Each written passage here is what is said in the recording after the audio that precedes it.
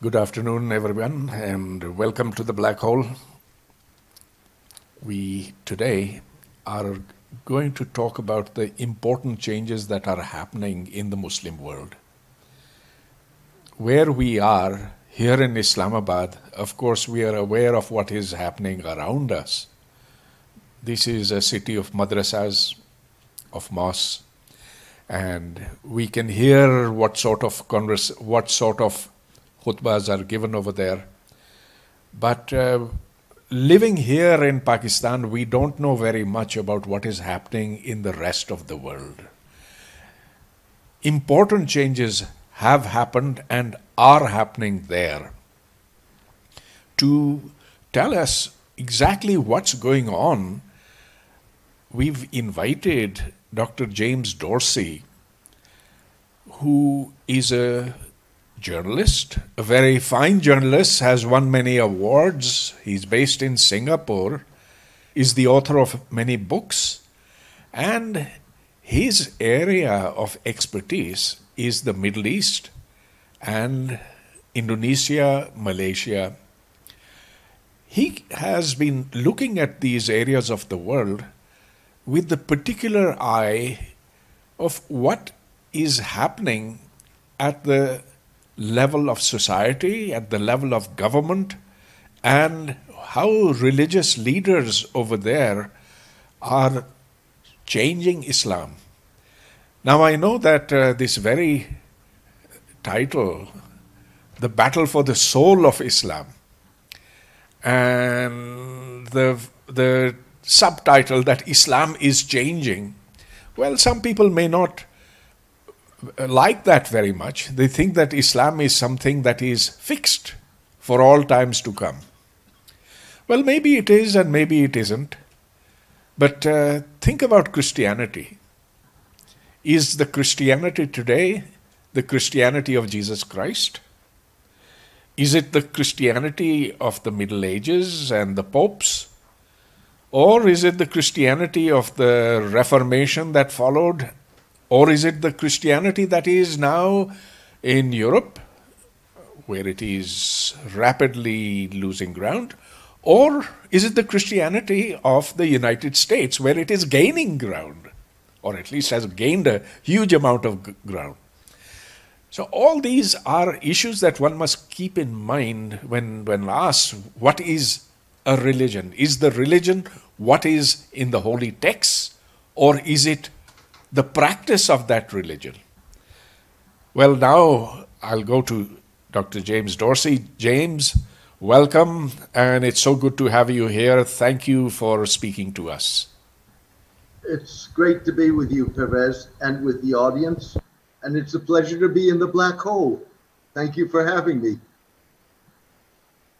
Well, perhaps you could tell us your impression of the changes that are happening in the Middle East, in Saudi Arabia in particular, UAE, elsewhere, wherever you are looking. And you have been writing very prolifically about these issues. You have a book, and you also have a blog, and you have many interviews and podcasts and so forth. So you have an enormous amount to tell us. I'll leave it up to you to give us a bird's eye view, and then we can get into a conversation. Sure. Let me make some introductory remarks, if you wish. Let me draw one distinction, which is, I think, an important distinction in the comparison that you made with Christianity. And that is that Christianity, of course, is a centralized institution, at least the Catholic Church is, and it's a hierarchical institution. And that's what sets it apart, both from Islam, whether Shia or Sunni, as well as from Judaism, that are, in a sense, decentralized religions, not centralized religions. Now, having said that, the reason I call this the battle for the soul of Islam is the following. Certainly ever since 2001, since the 9/11 attacks, Muslim leaders, both religious and political, went to great pains to emphasize that Islam was a peaceful religion, which I'm not denying, and that the extremist expressions of it, be it ultra-conservative forms of Islam such as Wahhabism, or be it jihadists in the form of Al-Qaeda or the Islamic State, that those were not Islamic expressions. They were beyond the pale of Islam. And the Muslim religious and political leaders were supported in that by world leaders who didn't want to be seen to be anti-Muslim as such. And so what you've had is a quest for what is then called moderate Islam. What that meant over the last 2 decades was, until about 8 years ago, roughly until the rise of Mohammed bin Salman and King Salman in Saudi Arabia, what you had was what I would describe as a lot of formalistic, celebratory conferences by Muslim leaders in which they issued declarations in terms of interfaith dialogue, in terms of minority rights, in terms of condemnations of extremism and jihadism. But it all remained in the realm of declarations. Nothing on the ground changed. With the rise of Mohammed bin Salman, and also the increasing power that Mohammed bin Zayed in the United Arab Emirates acquired, first as crown prince and now as president, we've seen significant social change. Lifting the ban on women's driving in Saudi Arabia being an example, and far more liberal legislation in many ways in the United Arab Emirates, and also in Saudi Arabia, the introduction of Western-style entertainment as an important sector of the economy, loosening of gender segregation measures, and so on and so forth. What we have not seen, or let me put this differently, all of these changes and reforms are driven, in my mind, by three things. One is a new generation of leadership. Mohammed bin Salman is in his 30s. Mohammed bin Zayed is in his 50s. They're not octogenarians like the older generation of Saudi rulers. That's one reason. The second reason is the need to reform. The need to reform economically. The need to build economies that are less dependent on oil and gas exports. The need to create jobs. And that leads me to the third driver, which is regime survival. These leaders understand that they need to cater to at least the social and economic, perhaps not the political aspirations of countries whose populations are in majority under 30. In other words, a very young population.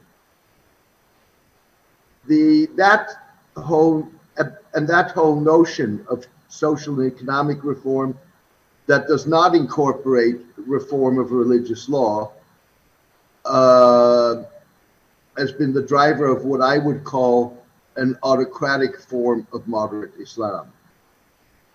Now, standing against that is Indonesia. And the differences there Can we go to Indonesia later and finish Sure. Saudi Arabia? What Sure. I would like to know is these changes in Saudi Arabia have happened, and they have been acclaimed by the younger generation there. But certainly there was a lot of opposition from the old guard, from other people in the royal family too. So how could these changes have been implemented without some religious decree. Who has been saying that it's okay for women to drive? It has to, isn't there a fatwa which says that it's okay or it's not okay? Who's giving the fatwas in Saudi Arabia and UAE? I think there are several issues here, and let me take what you said further in terms of potential opposition to these changes. It's not just the older generation. There's a young Saudi scholar who did an informal survey a couple of years ago among Saudi youth, among his peers, in which he asked them what was important to them. And they said, first, they wanted jobs. Second of all, they wanted to have fun. And third of all, they wanted to date. And so the young scholar asked the people he was polling, oh, does that mean that your sister can date? Oh, no, was the answer, not them. So, with other words, you're dealing with a country that has been ultra-conservative for all of its existence except for the last 8 years. And changing those attitudes is not something that's going to happen overnight. In addition, you have a social stratification. So, with other words, you're going to find that some segments of youth in second and third tier Saudi cities are more conservative than those that are in Riyadh or in Jeddah or in Dammam. And that also has another consequence, which is a risk factor for Mohammed bin Salman, that the opportunities are first and foremost in Saudi Arabia's top tier cities. And he needs to ensure that those benefits get broadened out so that others beyond the top tier cities benefit to an equal degree. Now, he's been able to enforce these changes, and let's be clear, Saudi Arabia in many ways has changed. Those reforms are real.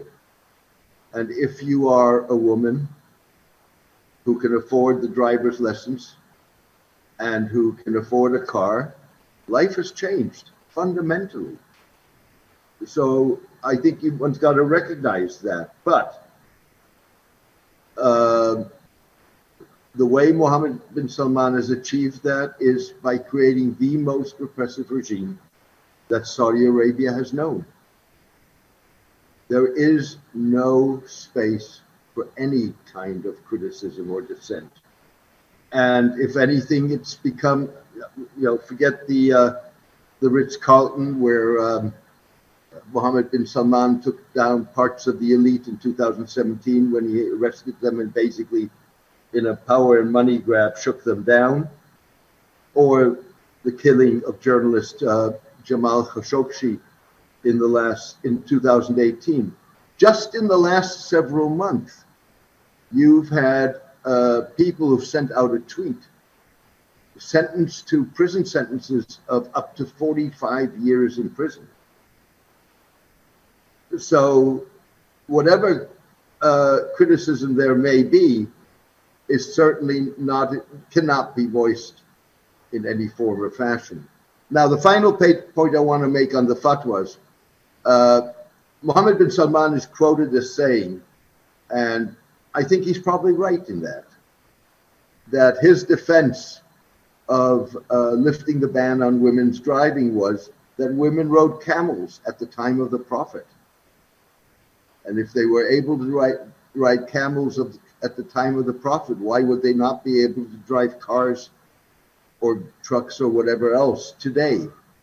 I think part of, just to round this up, part of what we saw in terms of ultra-conservative practice in Saudi Arabia, but you also see in parts of Pakistan, of course, is more grounded in cultural history rather than in religious law. Let me just finally say, that is not to say that, and we'll delve into that somewhat deeper later in this conversation, that there is no need for change of religious law. There is, without question. If one looks at Islamic history, Imam al-Ghazali looked at the issue of the Islamic State, which of course is not specified in the Quran or the Hadith. It's absolutely silent there. But he, through his legalistic reasoning, came to the conclusion that a Muslim should obey the ruler. And even if the ruler is unjust, he must be obeyed.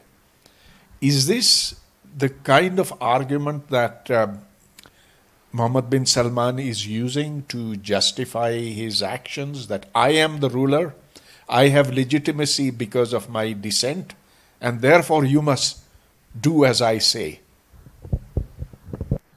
As you well know, there's been great debate within Islam for centuries about the principle of obedience to the state.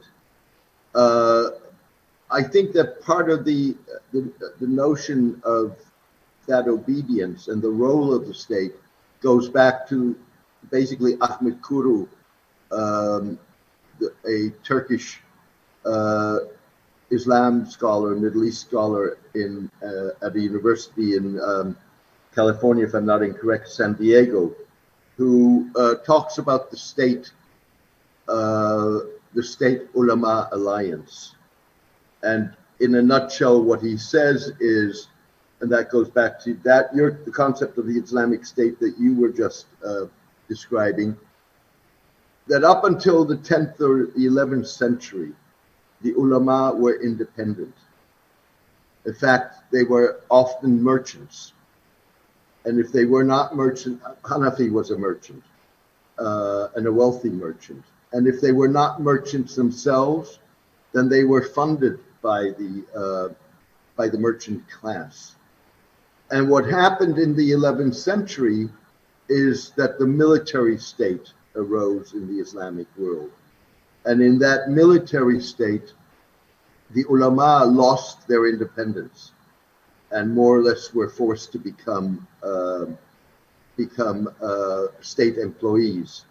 And therefore, the principle of obedience became much more central. It's not a principle that is universally accepted, but it is what grounds my notion of a autocratic form of moderate Islam. It's a debate that actually now, and this I need to jumpstart on Indonesia, but we'll come back to that. It's a debate that is now being fueled by what is the Muslim world's most powerful and largest civil society movement, and that's a movement in Indonesia. In February, so 2 months ago, the movement held an international conference of ulama, which was intended by very senior Saudi clerics, including Muhammad Alisa from the World Muslim League, or the Rabita, as well as Sheikh Shawki Islam from Egypt, Egypt's Grand Mufti, and various Al-Azhar luminaries.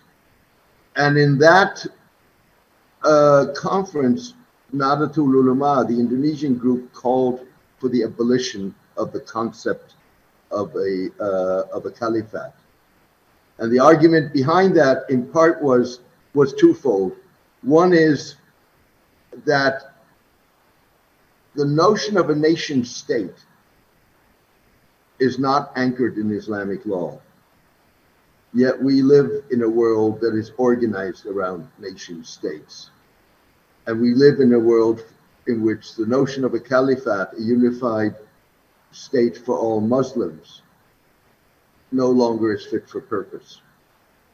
And so that revives the whole debate about what is the state in Islamic law, And what should the state be? Yes, good.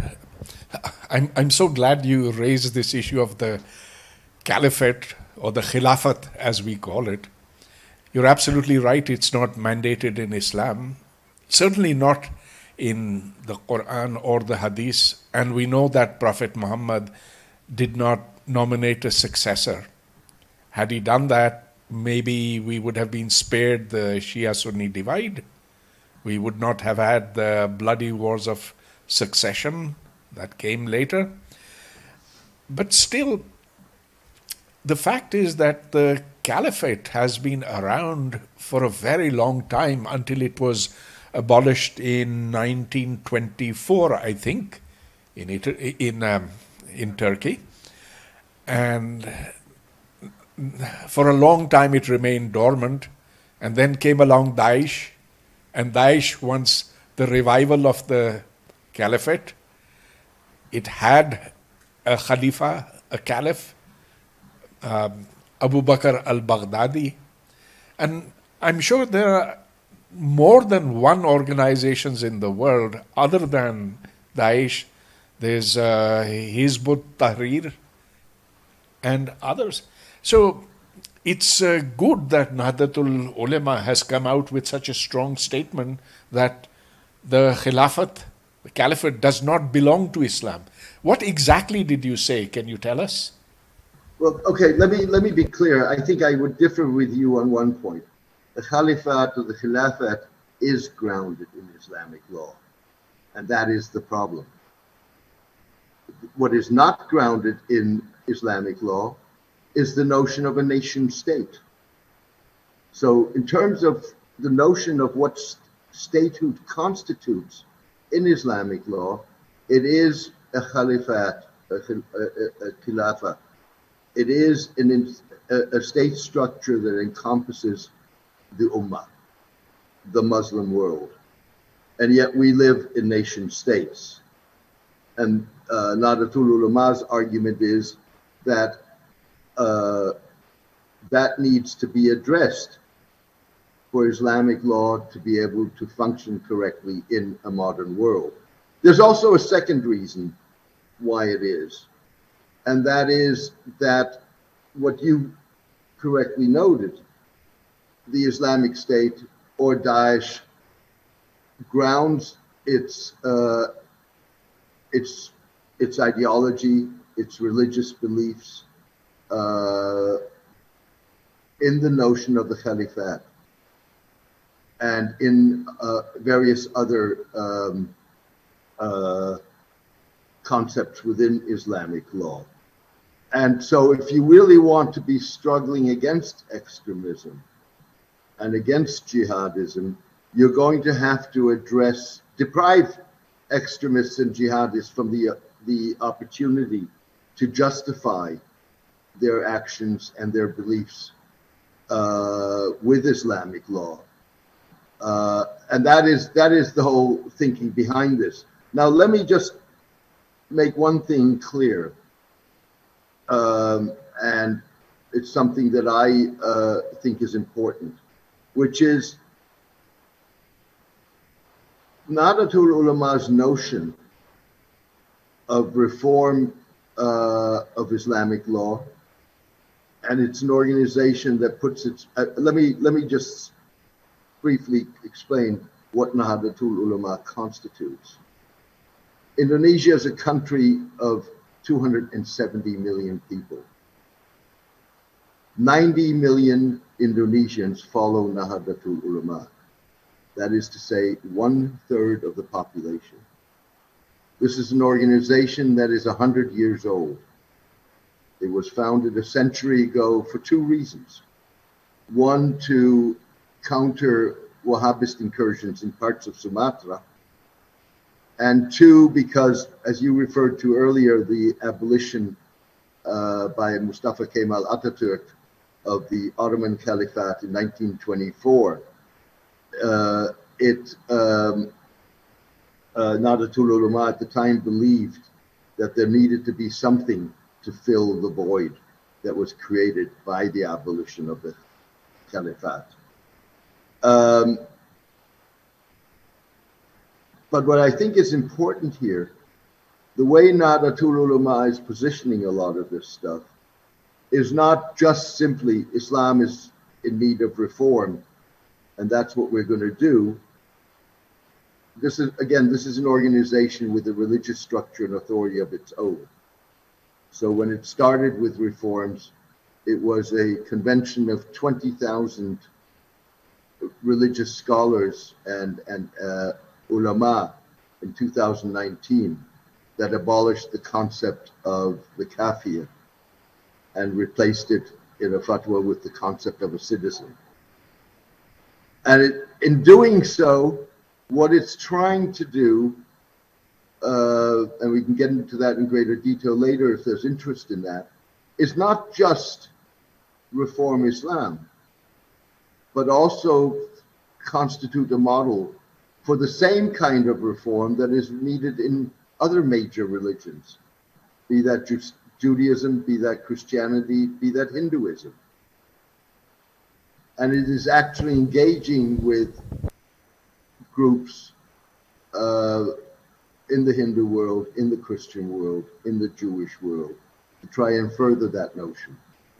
Okay, if we look at reforms in various religions, Christianity, it began with Luther, the Reformation, and that then affected the Jews in Europe as well. If we look at Islam and Hinduism in the 18th century or so, well, you had people like Muhammad Abduh and Rashid Rida in Egypt who were inspired by some of the Enlightenment ideals, and they sought to bring conformity between Islam and the modern world. In the subcontinent, you had a few people, not very many, but there was Sir Syed Ahmad Khan, and there was Amir Ali. Amir Ali, yes. Syed Amir Ali. And they were under the influence of the British colonial masters, and they wanted India and Indian Muslims to go along that path. The Hindus were also affected by the British in that way, and so you had the reformers like Rajaratnam Mohan Roy, and they wanted to end sati and the caste system, etc. What is driving the Nahdlatul Ulama? It's clearly something that's pretty big, that you've got 100 million followers of that, or 90 as you said. But where does their impetus come from? Is it by looking at the modern world? Are they striving for Enlightenment ideals, the European Enlightenment? What do they want, in other words? Before I answer the question, let me draw one distinction, and that is that two distinctions. One is the distinction I mentioned earlier. In Christianity, you had a centralized institution,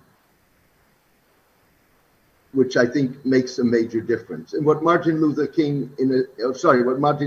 in essence was, he was a split off from that centralized institution. And the bargain that ultimately was concluded in Christianity was that the institution, the Catholic Church, retreated to the realm of spirituality, surrendered its worldly temporal powers to the secular state, if you wish, and retreated to the Vatican, a small island in Italy, in Rome. That model is obviously not applicable to Islam, or for that matter, to Judaism. I think the second distinction one has to draw is, and in a sense you drew that implicitly in your remarks just now, past proponents of reform in Islam were individual thinkers, maybe small groups of thinkers, They were not organizations with the kind of power that Nahdlatul Ulama represents. And to give you two more indications of its power, it has a 5 million strong man and woman militia, paramilitary militia. Its political party has 4 cabinet ministers.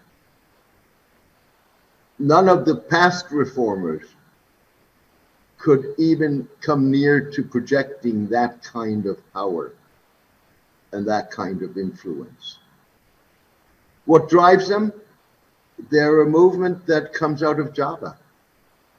They're, on the one hand, they're not a liberal movement. They're a conservative movement, a socially conservative movement, perhaps even a politically conservative movement. But they're grounded in Sufism. They're grounded in Javan culture.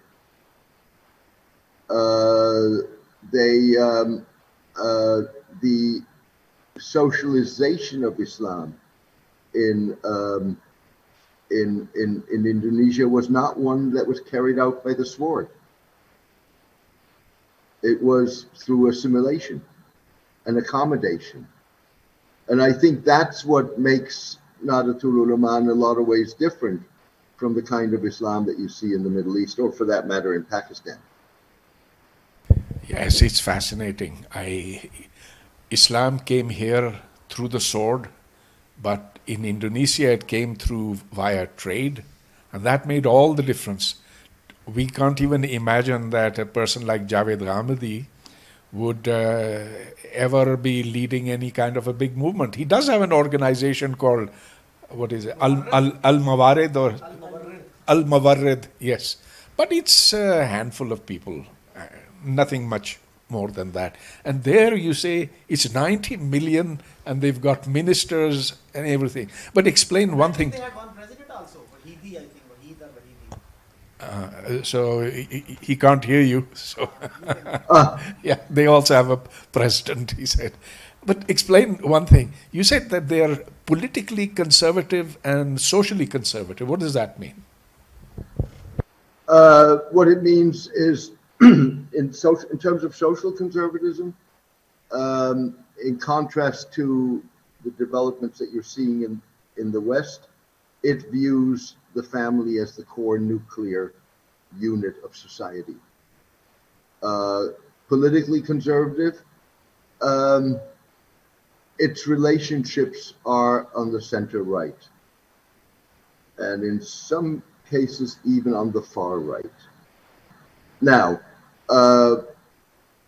I would argue that its relationships with the center right are where Nahdlatul Ulama is politically, whereas its relationships with certain far right groups, for example, the RSS in India, is really designed to achieve a strategic goal rather than based on necessarily on a common ideology.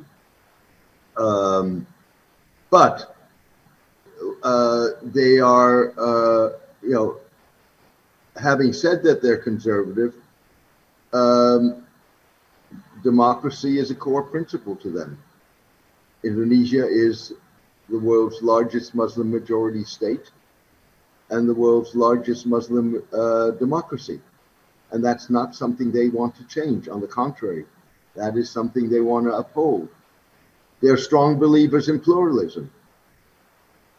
And as I mentioned before, in the example of abolishing the category of a kafir and replacing it with the notion of a citizen, it's equality and equity for all, irrespective of race, ethnicity, religion.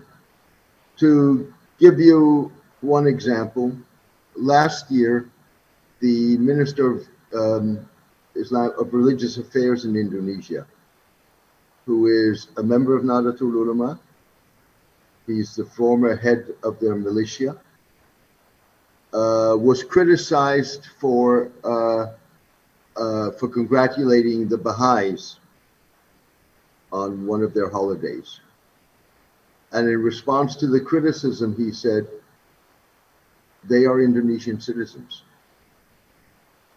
Even if it's not one of the 6 religions that Indonesia officially recognizes, they are Indonesian citizens, and that's, as such, I greet them. So, would they subscribe to the UN Declaration on Human Rights? Would they have reservations about it, or would they endorse it wholeheartedly? One of the major distinctions, I think, between Nahdlatul Ulama and many other Muslim states, including Saudi Arabia and the United Arab Emirates, which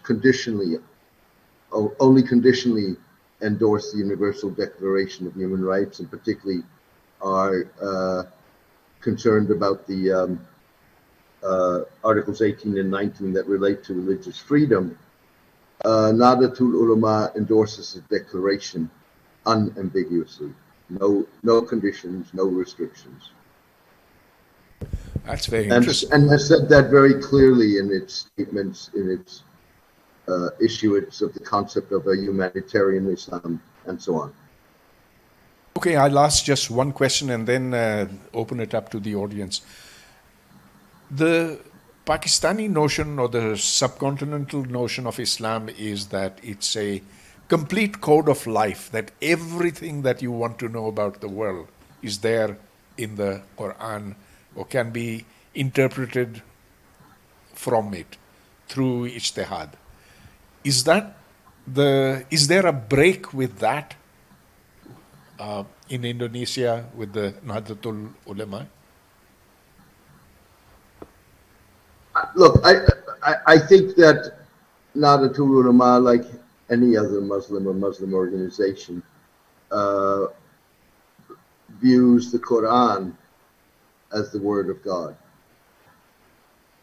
I don't think that they view the Sharia and the various schools of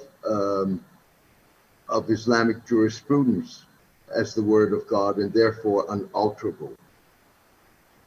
And in fact, what they're doing and what they're arguing for is change and reform of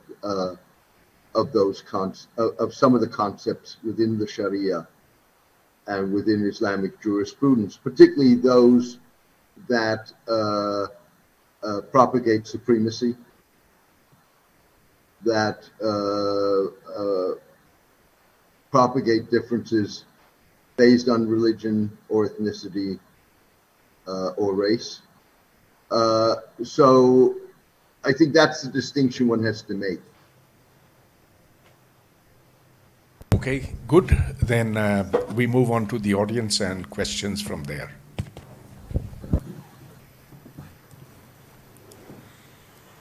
I do not have a question because I'm very much clear about it. There are certain clarifications which I want to make. First of all, as far as the obedience to the state is concerned, first of all, the concept of state is very much within the Quranic verses, and I quote, "Kuntum ummatum wahida ukhrijat linnas." You are the one nation that has been arisen for the whole people. So the nation and the state is within the Islamic concepts. Secondly, the obedience to the state. There is also a Quranic verse which says, "Atiyullaha wa atiyur rasul wa ulil amri minkum." That means obey Allah and His Prophet Muhammad sallallahu alaihi wasallam and the one who is in power. That is very much within the meaning. Third point which I want to raise, that there are certain things which under Islamic law or within the Quranic principles that cannot be changed. And for that matter, since you are a very learned person, I will request you to read Ash-Shatibi, Al-Muwafiqat Lish-Shatibi.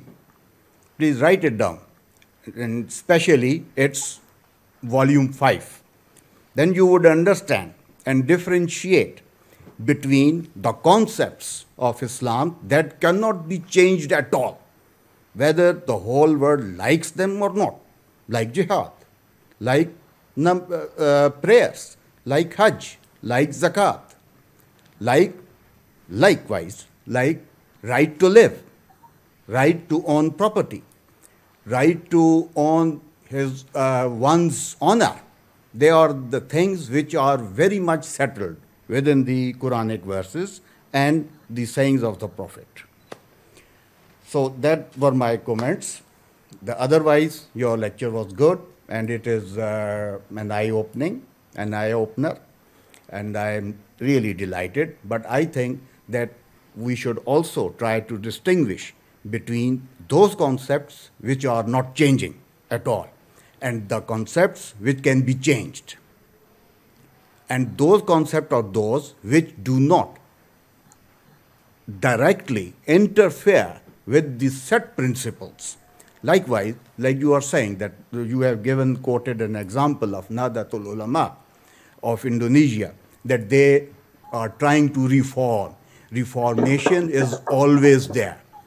And the reformations can be done when these reformations do not directly contravene the set principles of Islamic law or that has been enshrined within the Quran and Sunnah.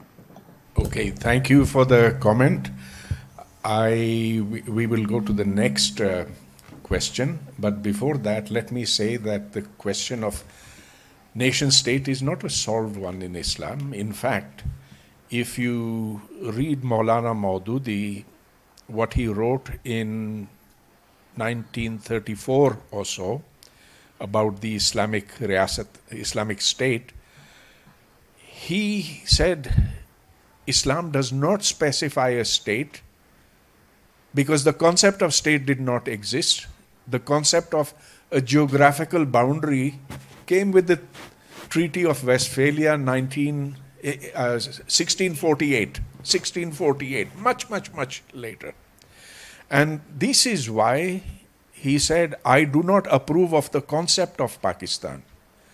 And this is why he was against Muhammad Ali Jinnah, and until he was convinced by Allama Iqbal, he remained in opposition to the idea of Pakistan. So you cannot say that here is a man who did not know nothing. He was, after all, a very learned person. Let's go on to the next question. Can I maybe just respond directly? Would you allow me to do so? Absolutely, please. First of all, thank you for the comment. Let me be very clear. I'm not an Islamic scholar, nor am I a lawyer. And so I don't pretend to have an expertise in Islamic law as such. Now, having said that, I think what is evident is that there is great debate about a lot of the points that the speaker in the audience just raised. And that's debate among Islamic scholars. That's not debate among laymen. Okay. What I am doing is taking note of that debate and taking note of the fact that one of the most powerful movements in the Islamic world today is challenging a lot of those notions. Now, let me be very clear. What I'm not saying is that Nadatul Ulama, or those that favor reform, and you have calls for similar kinds of calls for reforms in Saudi Arabia and elsewhere today, in fact, published in official Saudi media. What I'm not saying is that the call is for a call of a wholesale setting aside of Islamic law. A lot of those rights that you mentioned are not being questioned. Yes. What are being questioned are very specifically at least three things. One is what Pervez just notioned, the issue of what constitutes a state, and whether that, and I, unless I misunderstood you, read that as what you were saying as a concept for the state for all Muslims. That notion is being challenged in a world in which we live in nation states. We don't live in a Christian state that encompasses Christians across the globe. We don't live in a Jewish state that encompasses Jews across the globe.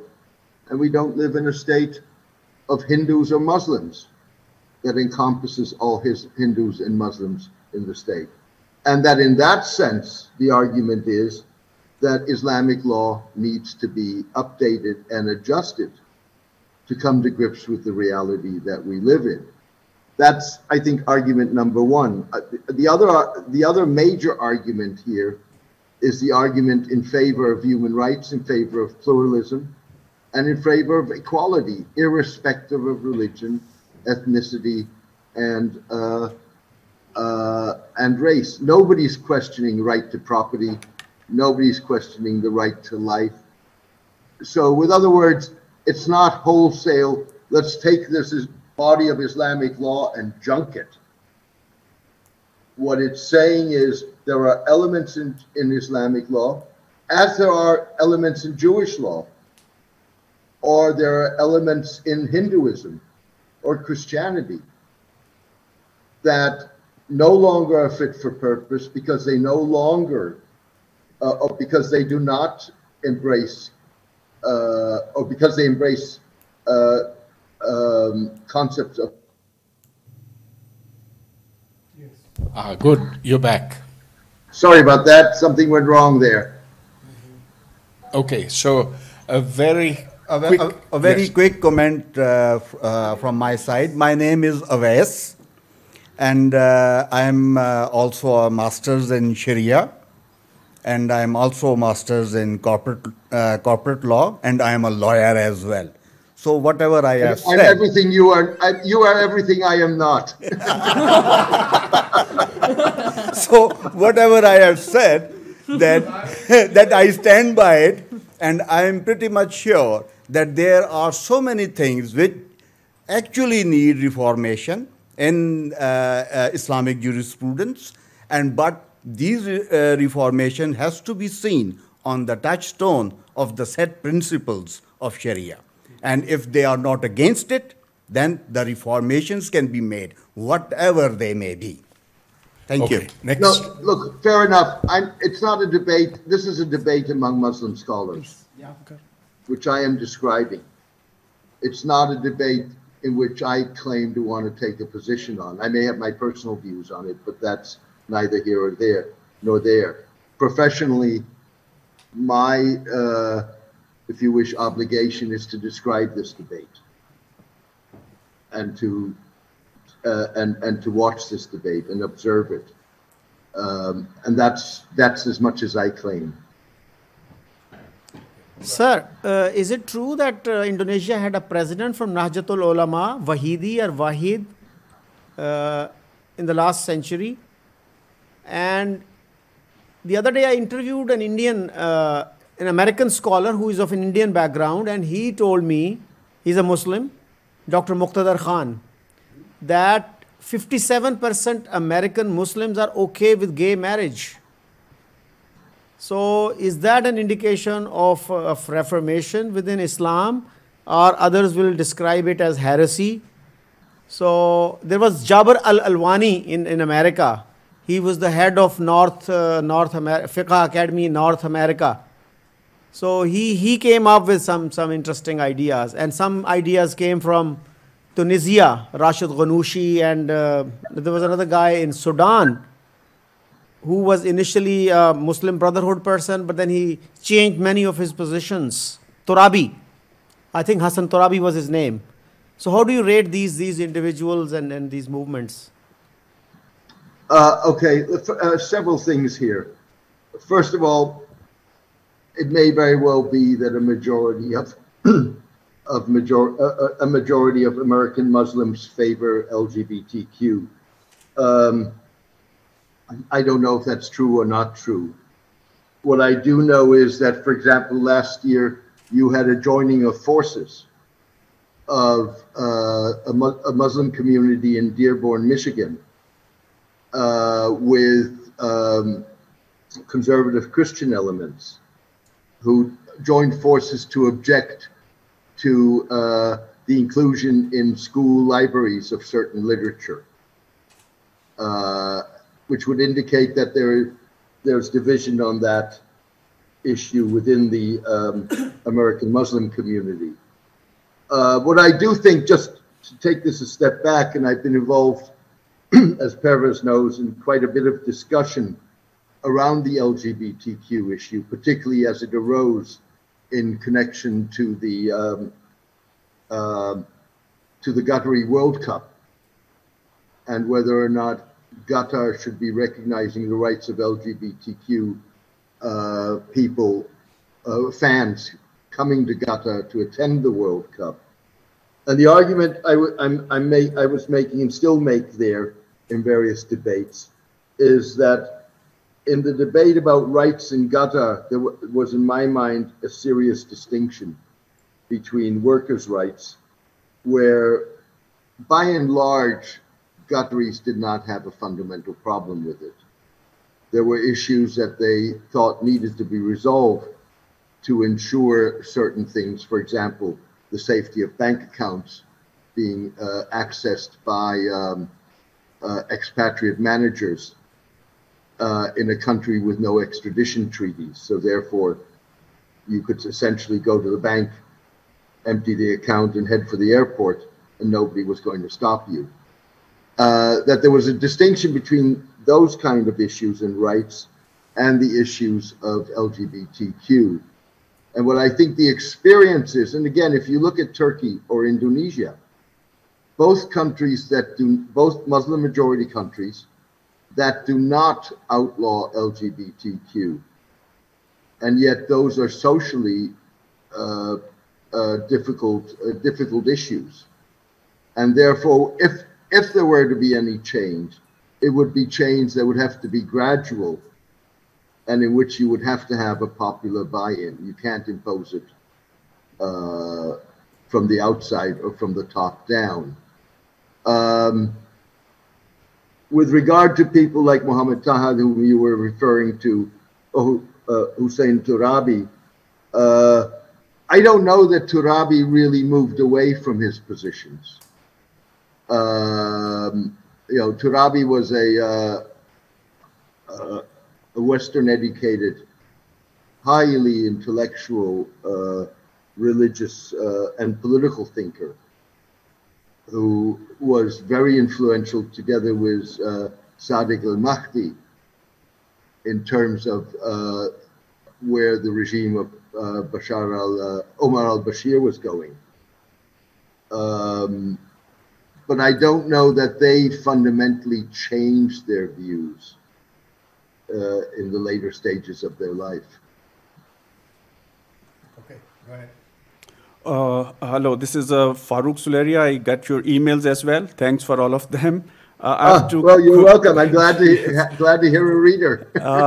Two quick questions and a comment. First, the battle for the soul of Islam, I think, should also be looked through the first women revolution that is happening in Iran. Would like to know your views on the ongoing movement there. Secondly, what about the political economy of Nahdlatul Ulama? Do they get petrodollars? Which classes economically support them in Indonesia? How do they maintain their massive network economically? Number three, the Protestant movement was also a response to massive changes. Feudalism broke down and a new economic system was taking shape when it came up. That kind of thing is not happening in the Muslim world. Hence, I think when we keep looking at the text, this is very problematic to understand the religion and the political expressions of it, such as Nahdlatul Ulama. What we need to do is to look at the material forces which enable them, which empower them. Looking at text remains in a sort of an Orientalist practice. I would like to know your opinion on that too. Thank you. Sure.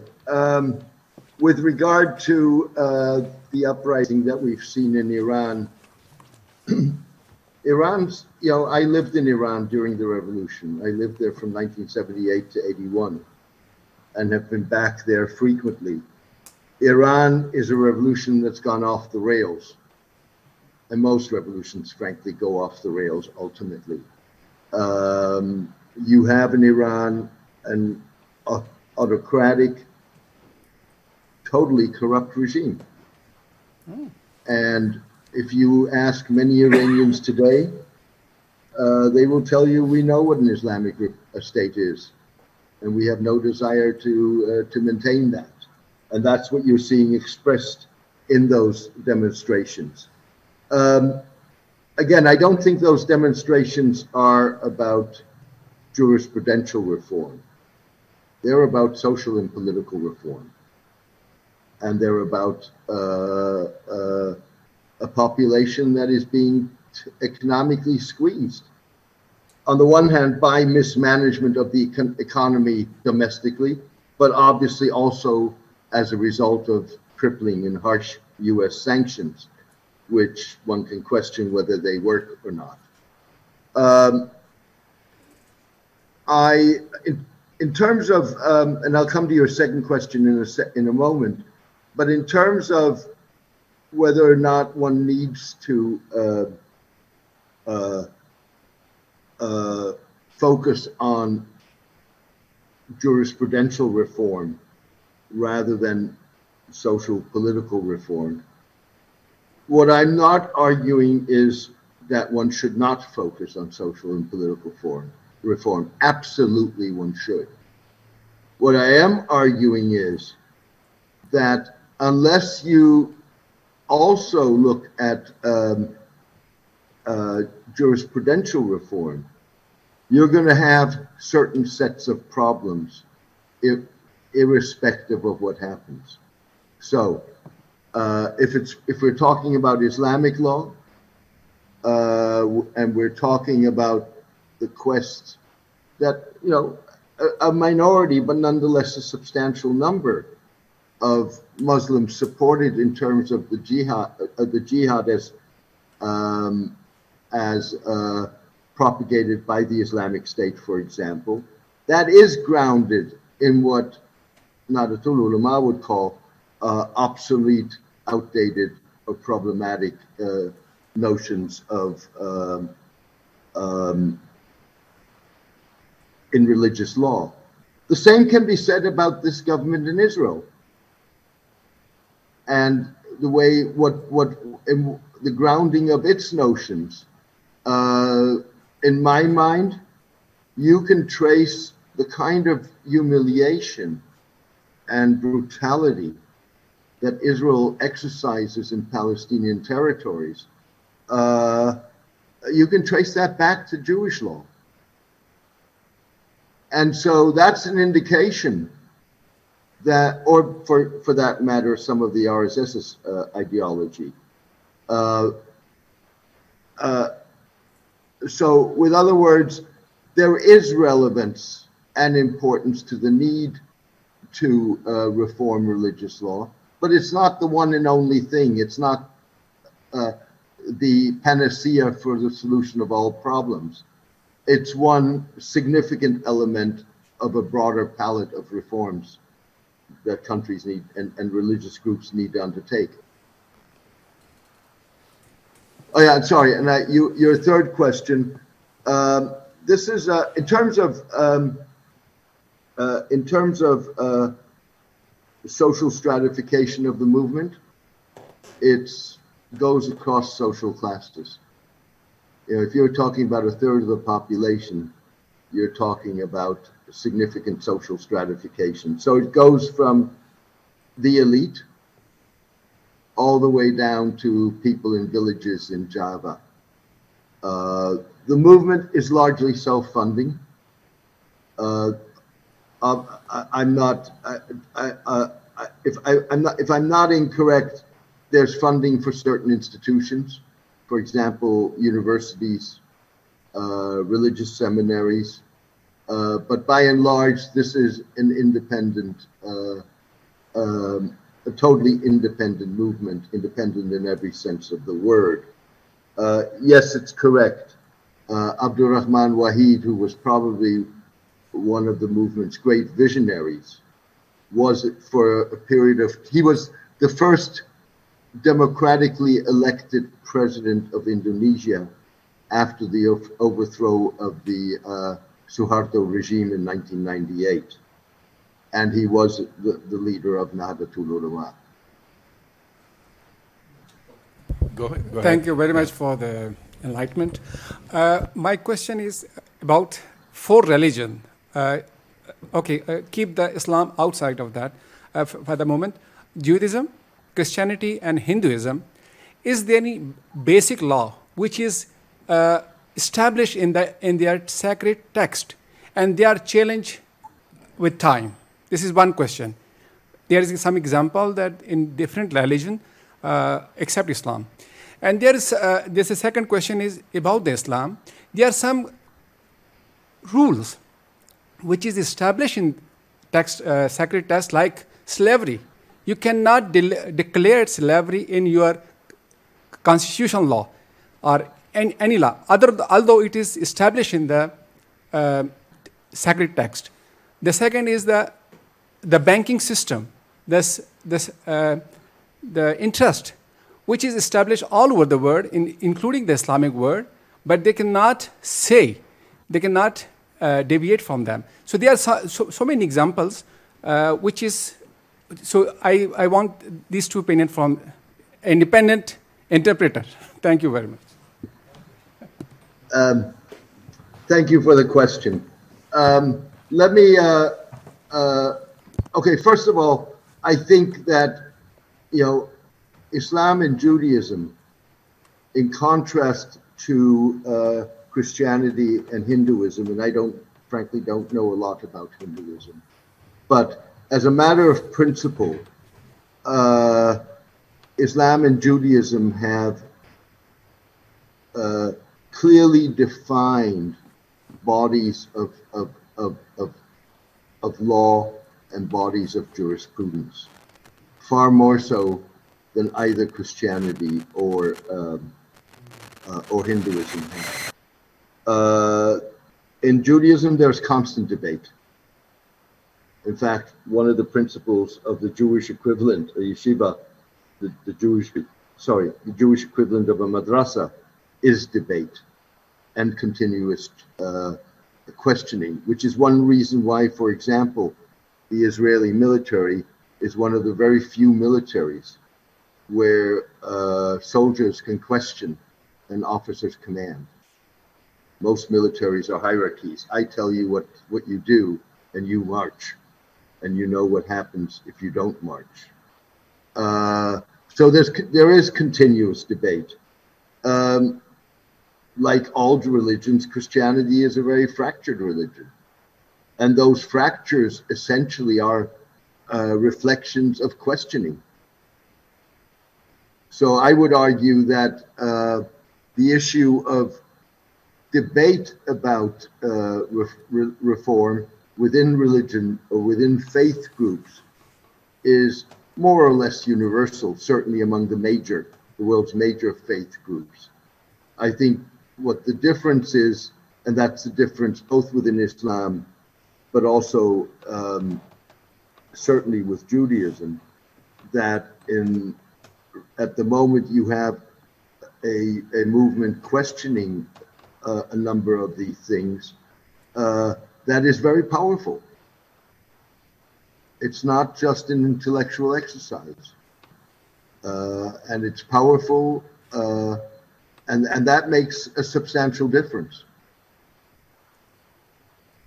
I'll just make one comment over here that Hinduism has a lot of stories about gods and goddesses, but it is not codified the way Islam and Judaism and Christianity are. There are the laws of Manu. In that it is said that if you have a war, then how should the booty be distributed? who should be king, who should be not, how your temples are to be preserved. Those sort of details are present over there, but they don't tell you detailed laws about inheritance and so forth. Sir, my question is, as you said that Islam is a peaceful religion. So, on the other hand, in the Quran, Islam also give us the order to do jihad. So, I would like to know that what is try to think you that it is a peaceful religion. Look, first of all, I think, just as a matter of principle, and you know this as well as I do, jihad means different things to different people. And so I don't, what I do think is, and I think that's true for Islam as well as for Judaism and for Christianity, you can find in the texts whatever it is you want to find. And you can interpret that in whatever way you wish to interpret it. So extremists, jihadists interpret that in a certain way. A majority of Muslims interpret it very differently. And I think what this whole debate about reform of Islam is it's about one, accommodating to the world we live in, but it's also trying to shape what these laws mean and what these legal concepts entail, so that we don't get into the issues of religious extremism, whether that's jihadists or whether that's Jewish messianism or Christian nationalism or Hindu nationalism for that matter. Okay. If there are no more questions, then, there is one small question. Do you think Saudi regime, which is doing so many changes, would they also stop funding jihadist groups, especially in Pakistan, where we are the victims? Look, I think they have stopped.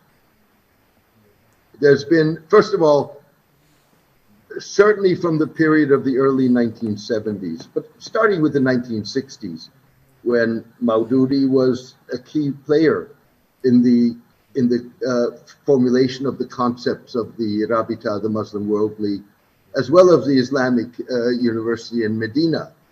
And going forward from the 1970s until 2015, Saudi Arabia spent a humongous amount of money on supporting not just Wahhabi, but I think supporting ultra-conservative Muslim movements. And the key there was not so much the religious aspect, but as long as they were anti-Iran and anti-Shiite, they qualified. If I'm not incorrect, there's a famous letter that Sheikh Abdulaziz bin Baz, the former Grand Mufti of Saudi Arabia, wrote in, I think, the 1980s to the Deobandis, in which he said, paraphrased, "We differ on multiple issues, but we will support you because it serves the purpose of the Saudi state." I think you've seen a significant cutback in terms of Saudi support for ultra-conservative religious groups since the rise of the Salmans. And in fact, look at the Grand Mosque in Brussels, which was very problematic because it was being run, and it was one of the few mosques that was Saudi-funded mosques outside of the kingdom that was actually being run by Saudi nationals who were Wahhabis and were increasingly coming into conflict with the Belgian government. And Mohammed bin Salman basically said, "Here's the mosque, take it over. Want nothing more to do with it." I think what you're seeing now and you've seen over the last 8 years that it may not be Saudi Arabia as the country, the Arab country that is the foremost funder of all kinds of non-state actors. There's a lot more of that coming out of the United Arab Emirates today. And to the degree that the Saudis were willing to do that under the Salmans, and even that is starting to change now with the geopolitical changes we're seeing in the Middle East, it was to serve a geopolitical purpose rather than a religious purpose. Yeah.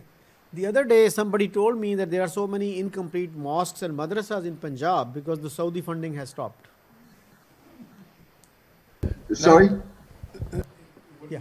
That there are many incomplete mosques and madrasas in Punjab because the Saudi funding has suddenly stopped. That I don't know.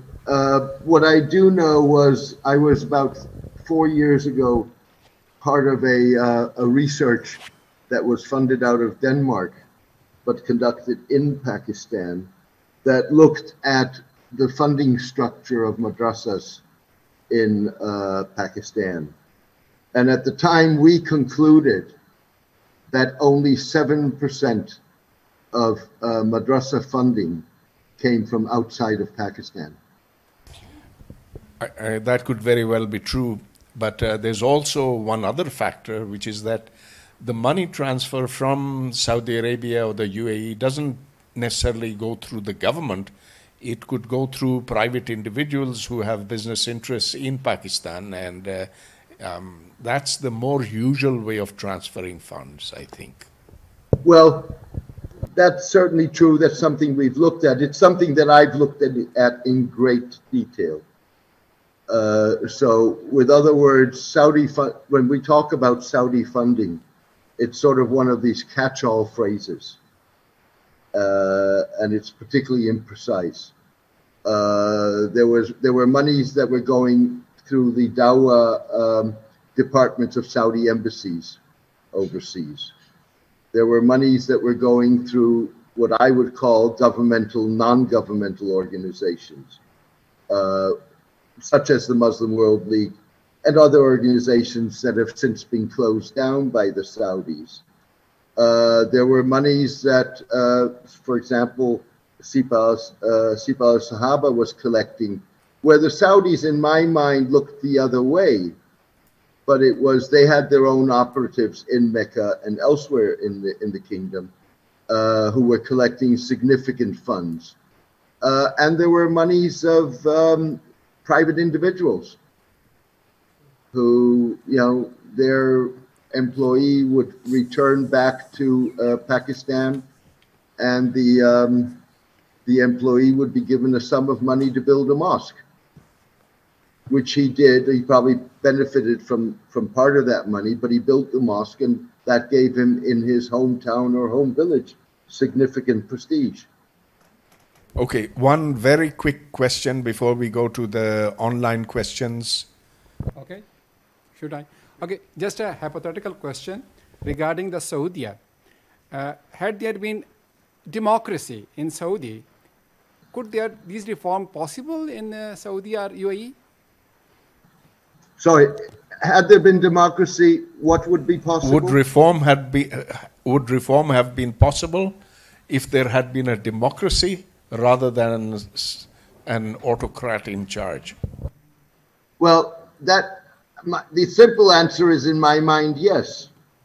But it raises a much more fundamental question. And that is whether or not these kind of reforms, and it goes back to one of the very first questions that Pervez asked in terms of resistance to reforms in Saudi Arabia. And the question is whether these kind of reforms can be initiated top down, or whether they have to come bottom up. Democracy obviously is the framework that would allow for a bottom-up approach to reform. Have the online questions. James, since this session is running live on the Black Hole's Facebook page, we have online audience as well, and for their representation, I would like to put just few questions out of many. Number one, it is asked from it is asked by writers in it seems a pseudonym.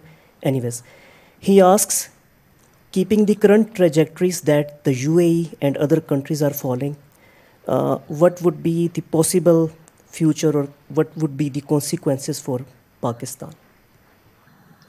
Sorry, the question is, given the trajectory of Saudi Arabia and the UAE, what are the consequences for Pakistan? First of all, I think that, look, Saudi Arabia and the UAE are very different countries. Saudi Arabia and the UAE, as opposed to Pakistan, are very different countries. So I don't know that one can necessarily draw that comparison. And I think I would also be cautious to draw that a comparison, because what is happening is in Saudi Arabia and the UAE is social and economic reform, but accompanied by increased political repression. And I'm not sure that that's necessarily a model that Pakistan would want to follow. Now, having said that, I also think that Pakistan has serious political problems, serious problems when it comes to issues of mutual respect, of pluralism. I mean, what you don't see in Saudi Arabia or the UAE are lynchings, as you've seen in Pakistan, for example. So, as Pervez knows, I've traveled extensively to Pakistan over many decades. And I think my impression has been that Pakistan is fundamentally an ultra-conservative country. And once you leave the bubbles of the big cities, it's a different world that you enter. So that process of change is probably going to be generational in Pakistan.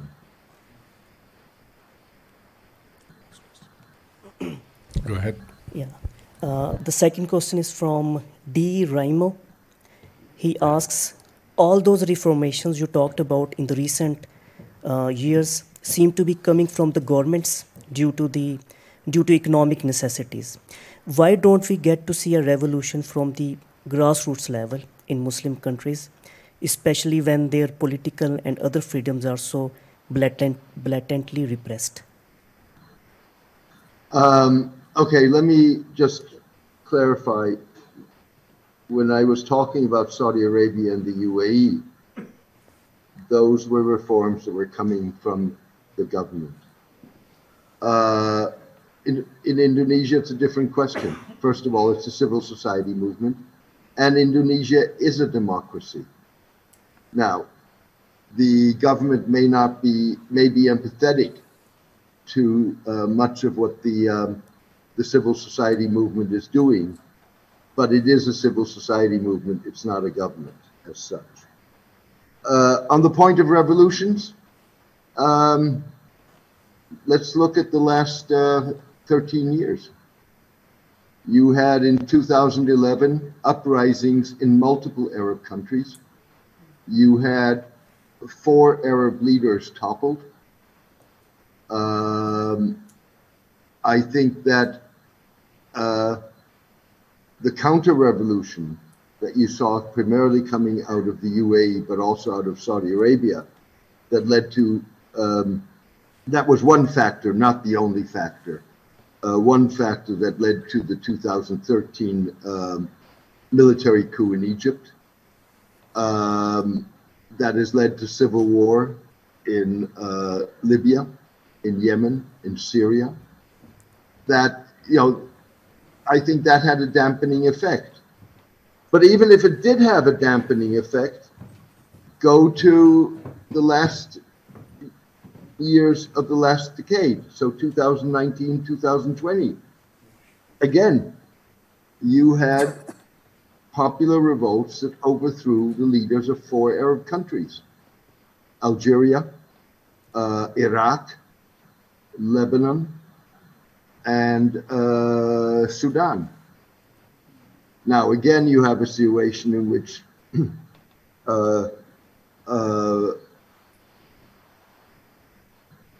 there's been enormous strife in Sudan. We're watching that at the moment as we speak, with the confrontation between the Sudanese military and the RSF.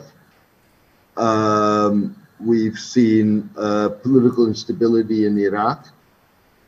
The revolt in Algeria has stalled, and Lebanon is on the brink of collapse.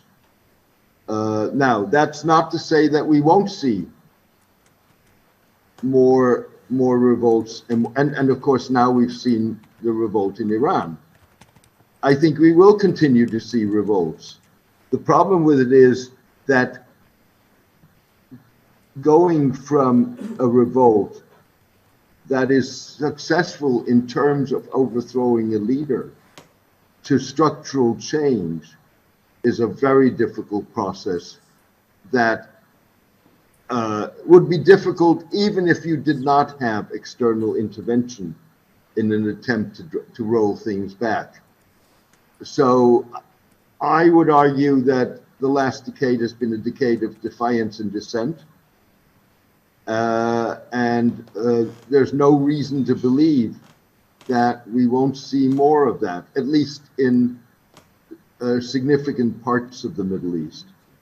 I think in the Gulf, we probably, for a variety of reasons, even in the Gulf, if you go back to 2011, it took a military crackdown backed by the UAE and by Saudi Arabia to squash the revolt in Bahrain.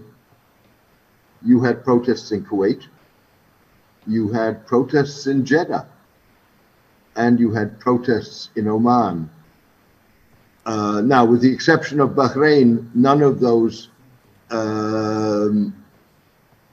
evolved into a popular uprising. It's going to take quite a bit. You would have to have total economic mismanagement and failure in a country like Saudi Arabia or the UAE to do that. And add to that a majority of the Gulf countries are minority the indigenous population, the citizenry is a minority. And that's a risky situation. I think we are done with the questions, or do you just one? Okay, one last question. Okay. There are many, but since we are running out of time, I'm putting last question from our online audience. Abdul Hamid Nayyar asks, had the ijtihad as advocated by some thinkers like Iqbal been accepted by most of the Islamic clergy, one would have been optimistic about changes in Islam. Since that is not happening, does it not show that the Islamic clergy is still resisting change in Muslim societies? Who is resisting in Muslim society? The clergy. Well, I think, this goes back to an earlier remark where I was quoting Ahmed Kuru. A lot of the clergy, certainly in Muslim autocracies, essentially are aligned with the state.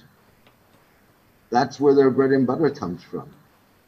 So they're not going to be the people who are pushing for reform. It's going to be independence. Now, in a country like Saudi Arabia, those that are independent of the state are in prison. And if they're not in prison, they wisely so prefer to remain silent. Which means, again, that if you have an independent civil society movement that can speak out, that becomes, that adds importance to what it's saying and what it's doing, because you either have a clergy that is totally aligned with an autocratic state, or a clergy that is being prevented from speaking out. there's a simple phrase in Pakistan, military mullah alliance, and that has survived the last 40 years. It's been a symbiotic relationship between the military and the mullah, and they've been joined together because of jihad, because of wanting to conquer Kashmir and make it Pakistan. And they have so far been good to each other, but now I think there are serious problems arising over there because the state has come under attack earlier and now it is coming under attack again with the rise of the TTP. So with that, I think we should end. Thank you very much, James.